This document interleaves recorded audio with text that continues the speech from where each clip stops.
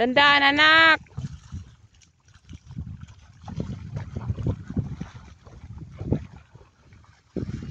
Buhatin mo. Opo, dito ka lang. Cesar, huwag kang lalayo, anak.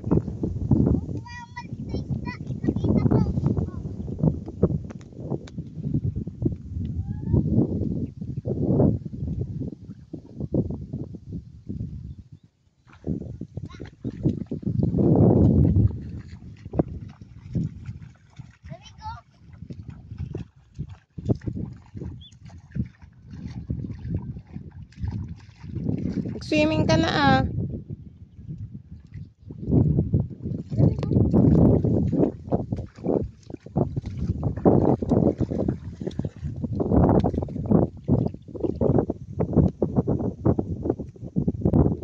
Walang kaanong tao. Tanghaling tapat itong mga anak ko eh. Gusto nilang maligo dito sa dike.